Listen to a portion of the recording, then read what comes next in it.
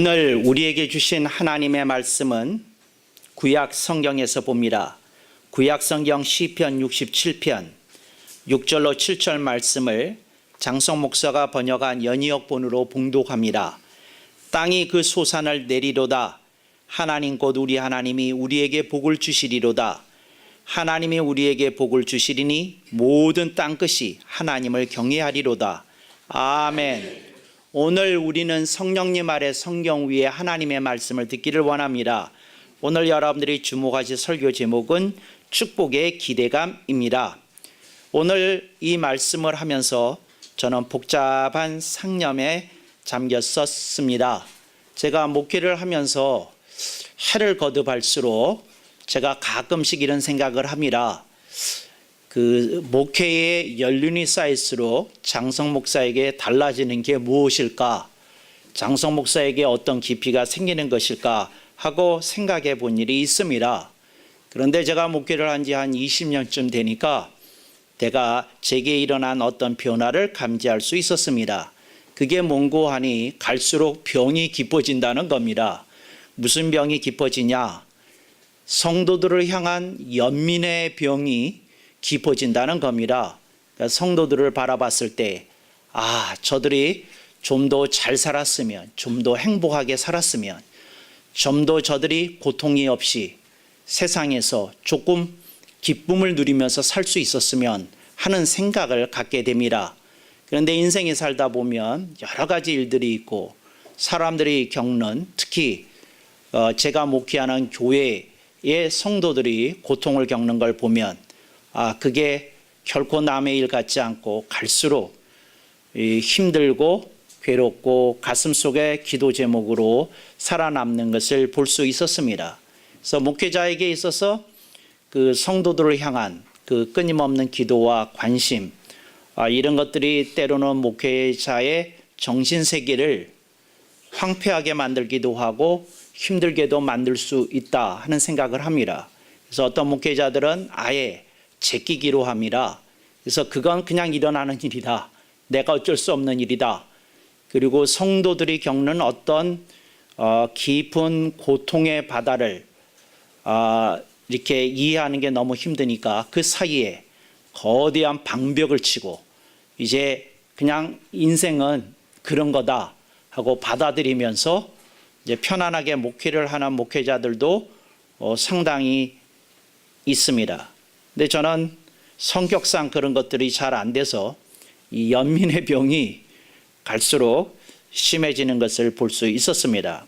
그러다 보니까 어떤 현상이 생기는 고하니 성도들이 어떤 분이 교회에 별로 충성은 안 하는데 또 이분이 믿음이 별로 잘하는 것 같지는 않은데 근데 이분이 하는 일이 잘 되고 건강하고 또 이분이 그냥 세상을 재미있게 사는 걸 보면 조금 안심이 됩니다. 그래, 믿음이 없는 건 좀 아쉽지만, 그래, 교회에 충성을 좀 덜 하는 건 더 아쉽지만, 그렇지만 잘 먹고 잘 살고 있다니 얼마나 다행이냐 이렇게 생각을 합니다. 그런데 어떤 이가 있는데 이가 고통을 겪고 있다. 근데 그것과 상관없이, 그러니까 이분이 교회에 얼마나 충성을 잘하느냐, 신앙생활을 잘하느냐 상관없이 고통을 겪고 있는 걸 보면 똑같이 마음이 쓰이고 가슴앓이가 시작이 되는 것을 매번 체험하게 됩니다. 그래서 저도 모르게 이렇게 기도합니다. 하나님, 저번에 믿음 없는 거 보지 마시고 하나님 그냥 용서해 주시고 기회를 한 번 더 주시고 일으켜 세워주시고 저들의 삶 속에 저들이 정말 좋은 하나님의 붙이심을 체험할 수 있게 해달라고 그렇게 기도합니다. 그러니까 이게 참 이런 연민의 정을 가지고 이제 기도를 하다 보니까 이게 그 하나하나 깊이 들여다봐야 되고 그걸 내 것으로 해서 기도를 할 때 기도 힘이 나오기 때문에 그렇게 기도를 하다 보면 몸이 아픈 것을 자주 체험하게 됩니다. 오늘 본문에서 어떤 이가 지금 시편 67편 기자가 자기의 인생에 대해서 이야기를 합니다. 근데 이게 그냥 읽으면 무슨 소리인지 알 수 없는 내용입니다. 그러니까 제가 알 수 없다고 하는 말은 여러분들이 이걸 읽고 이 뜻을 이해 못했을 것 같아서 알 수 없다고 말한 게 아니고 이게 얼핏 보면 알 것 같은데 깊은 뜻을 알기가 쉽지 않다는 겁니다. 제가 그 연민의 병을 가지고 이제 목회를 한다고 제가 여러분에게 말씀을 드렸는데, 이런 병이 발병하게 된 결정적인 계기가 있었어요. 근데 그 계기가 뭐냐면, 제가 여태까지 목회를 하면서 제 그 교회에 등록이 되었던 교인들 가운데 자살한 사람이 3분 있었어요. 근데 한 분은 성령님께서 또렷하고 분명하게 말씀하셨어요. 이 사람 위험하다. 이 사람 네가 꼭 만나서 붙들어 줘야 된다. 생명이 위험하다 하고 기도 가운데 아주 또렷하고 분명하게 얘기를 했는데, 이걸 금요일 날 제가 들었어요. 그런데 주일 날 그래, 이분을 만나서 이렇게 상담을 하도록 해야 되겠다 단단히 결심을 했는데, 교회에 왔는데 너무 화난 표정으로 오신 거예요. 너무 화난 표정으로 오고 아주 인사도 밝게 하고 모든 성도들에게도 그러고, 그러면서 이분이 뭐라 그럴까, 모든 이들에게 따뜻하게 대하고, 이제 이런 걸 보면서 제가 이렇게 생각을 한 거예요. 내가 착각을 했나 보다. 저렇게 밝은 사람이, 저렇게 명랑한 사람이, 저렇게 생기와 활력 있는 사람이 그랬을 리가 없다. 내가 내일 다시 한번 월요일에 기도 한번 해봐야 되겠다. 그리고 성령이 어떠시는지 봐야 되겠다. 그랬는데 그날 밤에 자살했어요. 그러니까 주일날 왔을 때 얘기했어야 되는데, 내가 붙들고 무슨 얘기를 했어야 되는데, 그 사람의 표정이 너무 밝고 평화롭고 오히려 목사보다도 오히려 더 은혜로운 표정이어서 제가 속았어요. 지금 와서 생각해 보니까 죽음을 결심하고 나니까 고통이 사라진 거예요. 죽음을 결심하고 나니까 마음의 안정이 찾아진 거예요. 그래서 그렇게 여유를 가지고 마지막 가는 길 모든 사람에게 내가 따뜻하게 대하리라, 명랑하게 대하리라, 그러고 죽으셨던 거예요. 지금도 기억이 나요. 밤중에, 한밤중에 LAPD에서 전화가 와가지고 제가 쫓아갔던 그런 생각이 납니다. 이제 그런 경우가 하나 있었고, 또 한 분의 경우는 이분도 자살을 했는데, 이분은 뭔가 느낌이 있었어요. 무슨 느낌이 있느냐면, 도움이 필요한 분이다. 굉장히 고통을 겪고 있구나. 그래서 제가 신방을 통보했습니다. 이번 주 목요일에 제가 찾아뵙기를 원합니다. 꼭 댁이 아니어도 상관없고 근처에 있는 커피숍이나 거기로 제가 찾아가겠습니다. 그렇게 얘기를 했습니다. 그래서 시간 약속까지 하고 이제 기다리는 중인데, 이분이 저를 만나기 전날 수요일 밤에 이분도 역시 또 자살을 했어요. 근데 또 제가 마음이 안타까운 건 이걸 목요일까지 왜 기다렸을까? 그냥 쳐들어가지. 그렇게 느꼈으면 그렇게 하지. 그런 생각이 있어요. 그래서 이거 정말 그렇구나. 이제 그런 경우가 2번째 있었고, 3번째 경우는 전혀 몰랐어요. 전혀. 그러니까 이분에 대해서 전혀 몰랐어요. 뭐를 몰랐느냐면 깜깜무지로 쏘이다가 딱 맞는 표현 같아요. 그러니까 뭐냐면 이렇게 고통을 겪고 있는 것도 몰랐고 죽음을 생각하고 있는 것도 몰랐고 아무것도 몰랐어요. 몰랐어요. 그냥 자기 앞가림은 늘 하고 깔끔하게 하고 사는 성격이었기 때문에 몰랐어요. 깜깜무지로 쏘이다 그랬는데, 그냥 또 경찰서에서 통보받고 또 그래서 알았어요. 이게 그래서 제가 지금도 이 3사람 생각이 가끔씩 나요. 그래서 제가 그 뒤로 얼마나 간절하게 기도했는지, 하여튼 다행스럽게 아직까지 제 목회하는 교회에서 더 이상 자살자가 안 나온 걸 아주 다행스럽게 생각합니다. 그래서 목회를 수십 년 했는데 자살자 3명 나왔어요. 그런데 2번째 제가 신방 통보를 했던 그분, 그러니까 2분은 여성이었고 1분 마지막 분이 이제 남성이었는데, 그 2번째 분이 집에 이제 나중에 이제 유품을 정리하기 위해서 이제 가봤을 때 제 앞으로 이렇게 써놓은 편지가 있었어요. 근데 그 편지에 이 말이 써 있는 거예요. 목사님, 여기가 제 땅끝이에요. 이랬어요. 그런데 갑자기 시편 67편 6절로 7절이 생각이 나는 거예요. 7절이. 생각이 나는 거예요. 그래서 편지를 읽다가 말고는 제가 가져갔던 가방에서 성경책을 꺼내가지고 시편 65편인지 66편인지 67편인지가 아니라 그냥 시편 67편 7절 그렇게 그냥 생각이 났어요. 생각이. 제가 이런 구절은 또 암송하는 재주가 있습니다. 어떻게 제가 암송을 하느냐 하면 사람이 신앙생활을 할 때에 제대로 해야 되지 않느냐. 그래서 7이다. 근데 인생이 신앙생활 제대로 하는 사람의 숫자가 뭐냐? 6이다. 그래서 6과 7에서 갈등하는 이들은 7로 와야 된다. 그래서 시편 67편 7절 이렇게 이제 제가 암송하는 겁니다. 연상법으로. 그래서 그냥 이 구절을 그냥 알았어요. 이제 알아가지고 그냥 펼쳤더니 딱 있는 거예요. 개역 성경에는 땅의 모든 끝이라고 되어 있는데 제가 그 순간 알았어요. 땅 끝이 뭔지를 알았다 그 말입니다.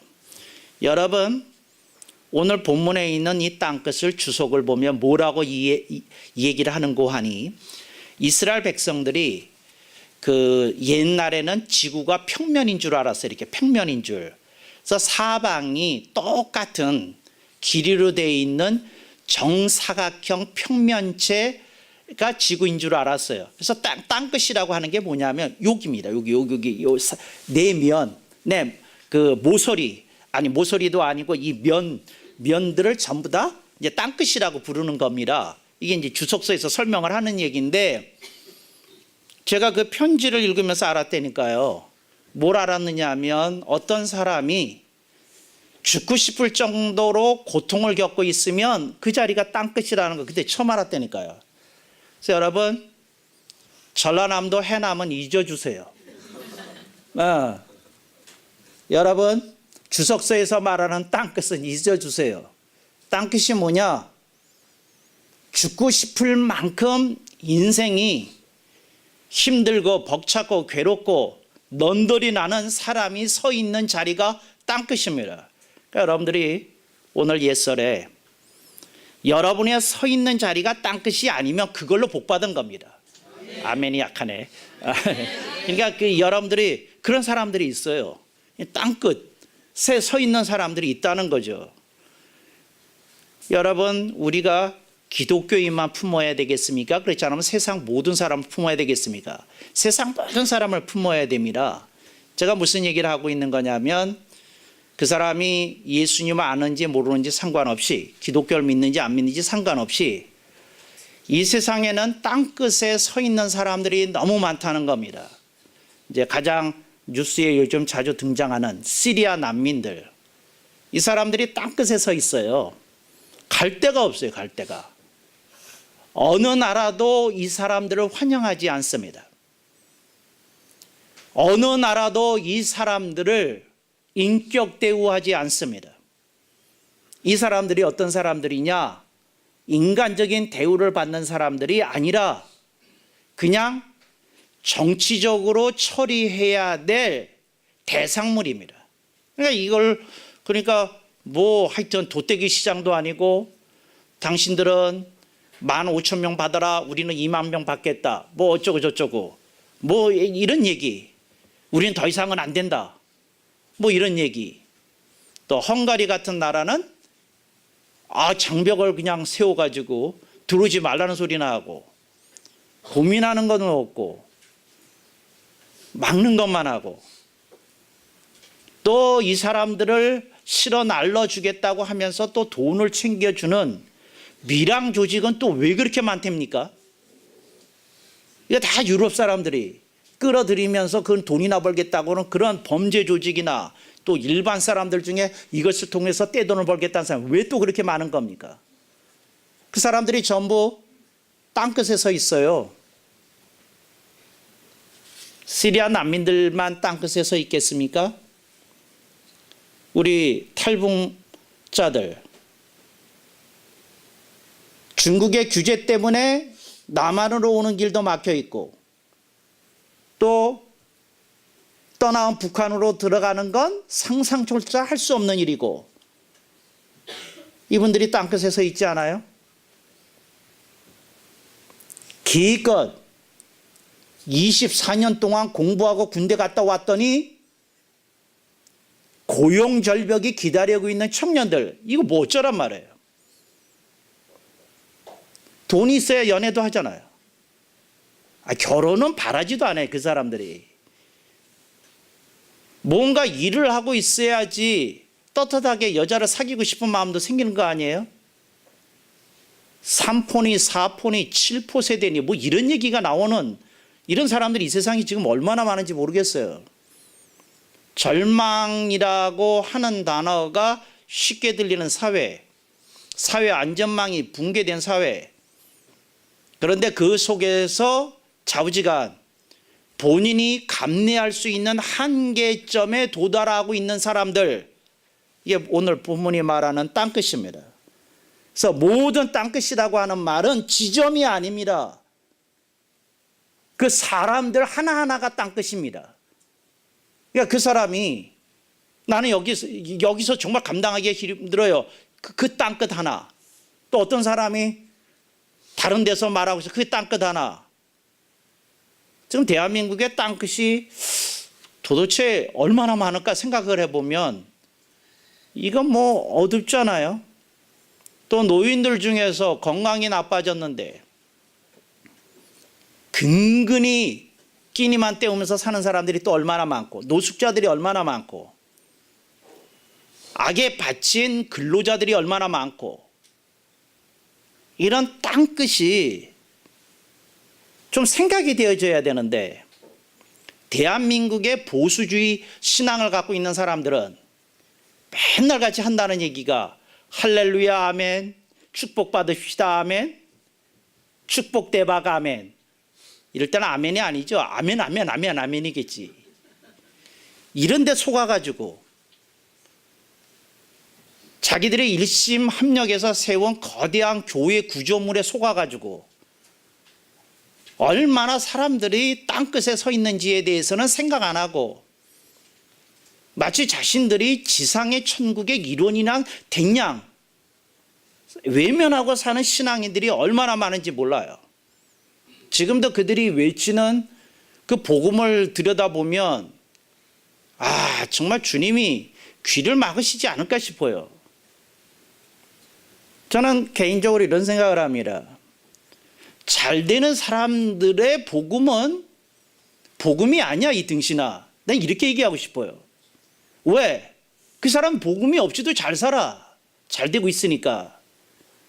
진짜 복음이 필요한 사람은 위로가 필요한 사람이고 절망 속에서 뭐 한 가닥 빛을 찾기를 원하는 사람들이고 세상 속에서 도무지 합리적인 설명을 기대할 수가 없어서 머리를 절레절레 흔들고 있는 사람들에게 복음이 필요한 건데 이런 말도 안 되는 복음을 기독교의 복음이라고 가리키는 사람들이 이렇게 많다는 것 사실에 대해서 정말 넌더리가 나요.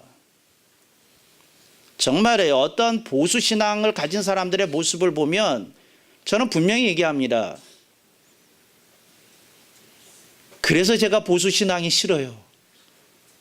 당신들의 세계에 갇혀서 지내기 때문에 싫어요. 제가 얘기합니다. 진보 신앙을 가진 사람들의 모습을 보면 더 한심해요. 자기들이 생각하고 있는 사상을 증거하기 위해서 예수님의 모습을 그렇게 변질시키고 퇴색시켜도 되는 겁니까? 예수님을 주님이라고 부르는 것에 대한 그런 거부감 가지고 예수님을 한결같이 악착같이 주님의 자리에서 선생님의 자리로 끌어내리고 하나님의 자리에서 악착같이 인간의 자리로 악착같이 끌어내리고 그리고 우리와 같이 고통을 받았다, 우리와 같이 자신의 모든 인생을 내어줬다, 그 얘기만 하고 도무지 살아계신 하나님이 역사를 통치하고 계시다는 것에 대한 한 가지 소망도 내둘 수 없는 그런 신앙, 이게 말이 됩니까? 새누리교회를 그래서 보수 신앙을 가진 사람들이 싫어합니다. 새누리교회를 그래서 진보 신앙을 가진 사람들이 싫어합니다. 왜? 눈뜬 얘기를 하고 있거든요. 눈뜬 얘기를. 그거 가지고 되는 게 아니다. 땅끝에 서 있는 사람들이 있다. 이 얘기를 하는 거죠. 오늘 본문을 보면 이렇게 돼 있어요. 제가 시편 67편 6절로 7절 보면서 제가 마음이 불편했어요. 왜 불편했느냐 하면 개역 성경에 소산을 내었도다 그랬거든요. 아, 이거 정말 안타깝다. 소산을 내었다고 하면 복을 받았도다 그래야지 복을 주시리로다 말이 안 되잖아요. 아니, 그러니까 뭐 그 히브리어 몰라도 이 정도는 그냥 딱 감이 와야 됩니다. 할렐루야. 그냥 뭐 소산을 내었도다 그래도 아멘이시고 번역을 고쳐서 내리로다 그래도 아멘이고 아무 상관없는 여러분들에게는 한가한 얘기지만 이분이 무슨 얘기를 하고 있냐면 땅끝에 서 있지만 하나님이 소산을 내게끔 지혜와 능력을 주시지 않을까? 버틸 수 있는 은혜와 진리를 주시지 않을까? 그 얘기하고 있는 겁니다. 소산을 내리로다. 그 얘기하고 있는 겁니다. 뭐 속에서? 땅끝에 절망을 품고 사는 사람이 절망 속에서 한 가닥 빛을 주님께 찾고 있는 중입니다. 소산을 내리로다 이 얘기하는 겁니다. 소산을 냈다면 무슨 걱정이 있겠어요? 해결이 됐는데. 모든 땅끝이 하나님을 경외하게 되는 그날이 올 거다 이 얘기하고 있다는 거죠. 할렐루야. 시리아 난민에게 제가 복음을 증거한다고 가정을 하겠습니다. 제가 시편 67편 6절로 7절이 써있는 구절을 코팅물로 해서 다 나눠주고 있다고 생각을 하십시다. 모슬렘인 어떤 시리아 13살 소녀가 제게 다가와서 이렇게 묻습니다. Pastor, is it really so? 목사님, 정말 그래요? 이 말씀대로 정말 그래요? 하고 나한테 물어볼 것 같아. 내가 이 구절 가지고 설교하면 걔가 묻기를 물어볼 것 같아요. 그때 제가 대답하는 말, It shall, 그래야 된다 그 말이에요. shall, 그래야 된다. It should, 마땅히 그래야 된다. 그리고 it shall, it should, it must be, 이거 꼭 그래야 된다. 내가 그렇게 얘기해 줬을 거예요. 왜냐, 다른 게 나와서는 안 되거든요. 다른 대답이. 땅끝에 서 있는 사람에게 그래야지, 소산을 내야지, 길이 열려야지, 살 길이 생겨야지. 거기에다가 대고 계산해 봐야 알겠는데 하고 계산법을 적용할까요? 거기에다가 국제적인 정치 역학을 논해야 될까요? 아니에요. 복음은 그런 게 아니에요. 정치 역학도 아니고 모두 계산법도 아니고 모두 아니에요. 그게 뭐냐? It shall, it should, it must be. 꼭 그래야 되는 거예요. 꼭 그래야 되는 거. 꼭 그래야 되는 거예요. 다른 걸 받아들일 수가 없는 거니까. 대한민국의 정치가 썩었어요. 왜 썩었느냐? 절망에 있는 사람들을 향해서 정치인들의 눈이 가 있는 게 아니라 정치 권력의 눈이 가 있다고요. 정치 권력에. 이걸 어떻게 하면 좋냐고요. 어떻게 하면. 이런 답답할 노릇이 있나? 안철수라는 사람도 정신을 차려야 되지 않겠어요? 말을 하기를 우리는 다가오는 총선에서 소수를 지향한다. 그런데 그 소수가 진짜 정신의 모습을 보여주는 그런 정당운동을 우리는 할 거다. 이래야 되지 않아요? 아니, 새누리당이나 더민주당과 똑같은 당이 우리가 왜 필요해? 왜 필요해? 아멘이 전혀 없어. 여기는 전부 다 새누리당 아니면 더민주당 소속이어서 없어. 이런. 내가 가끔씩요, 열을 확 받는 게 무슨 생각이냐면 광화문에 가서 신청을 하고 1인 시위를 할까? 1인 시위할 때 내가 그런 거예요. 새누리당 말고 더민주당 말고 진짜 정당을 달라. 그런 생각까지 한다니까요. 얼마나 소망을 주는 사람들이 없으면 이런 생각까지 품게 됐는지 몰라요. 본문에 있는 말씀 다시 읽어봅니다. 땅이 그 산을 내리로다. 하나님 곧 우리 하나님이 우리에게 복을 주시리로다. 아니 이게 shall, it should, it must be 뭐 다르게 뭐 어떻게 할 수가 없어요. 하나님 우리에게 복을 주시리니 이게 무슨 말이에요? 사람을 믿을 수 없다는 거예요. 사람에게 기대할 수 없다는 거예요. 오늘 설교 제목이 축복의 기대감인데 축복은 하나님이 주시지 사람이 주시지 않습니까? 하나님께 기대는 거죠. 야훼 하나님 우리가 다른 데 기댈 데 없어서 유럽의 정치의식에도 믿을 바 없어서 한국인의 정치인들에게도 기댈 데가 없어서 아버지 우리나라에서 정권을 장악하고 있는 청와에 대해도 도무지 소망이 없어서 우리가 기댈 데가 아무 데도 없어서 하나님 곧 우리 하나님 우리에게 복을 주시리로다. 하나님 우리에게 복을 주시리 모든 땅끝이 하나님을 경외하리로다. 이 말씀을 붙들고 하나님께 호소합니다. 그리고 난 그럴 거예요. 하나님 알아서 하세요. 뭐 어떻게 해. 제가요 요새 그런 생각을 해요. 좀 하나님을 협박해야 되겠다. 내가 그런 생각을 들어요. 정말 세상이 너무 급해가지고 여러분들은 너무 경건하셔서 협박했는지 아멘 안 하시니까 난 아주 좋게 생각합니다. 여러분은 저처럼 과격에 지지 마세요. 저 하나님 내가 지금 하나님께 협박이라도 하고 싶은 심정입니다. 하나님 어떻게 그렇게 더디 참으실 수 있습니까? 내가 하나님의 인내력에 대해서는 알고 있는 바이지만 그중 어떻게 이렇게 참으십니까? 하나님 이게 장성 목사의 성격 탓입니까? 하나님 어떻게 좀 해보세요. 그 얘기를 합니다. 정말 그래요. 하나님 협박자예요. 내가 정말 협박자예요. 정말 어떻게 하겠어요. 정말 기댈 데가 없지 않습니까? 다른 데 없지 않습니까? 그 얘기를 한다니까요. 그때 성령님이 들려주시는 말씀이 있어요. 하나님 막 협박하는데 그래도 말씀을 믿고 가라. 할렐루야. 우리가 다른 길이 없잖아요. 말씀을 믿고 가야지. 그래서 시편 67편 6절로 7절을 잡는 거예요. 여러분이 이번 설날에 선물이라도 돌릴 수 있었으면 대단히 행복한 분이에요. 제가 여러분들한테 선물 받으면 되게 반가워요. 근데 선물 받아서 반가운 것도 있지만 뭐가 반가우냐면 그래도 돈을 빌려서 선물했는지 뭐 벌어놓은 게 있어서 했는지 모르지만 다행이다. 다행이다.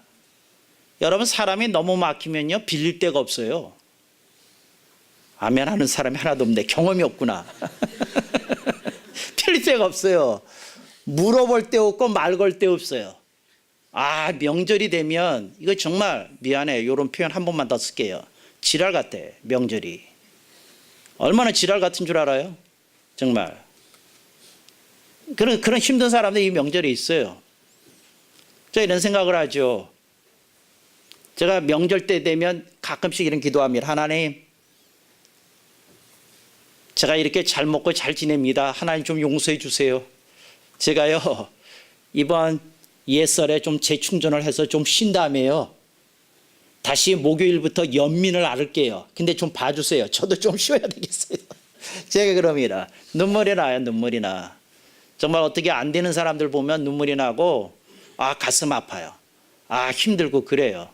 그러니까 여러분들이 여러분의 목사를 강건하게 만들려면 그저 믿음의 고하에 상관없이 그냥 무조건 편안하게 사세요. 잘 사세요. 그리고 그냥 그런 걸 좀 보여주세요.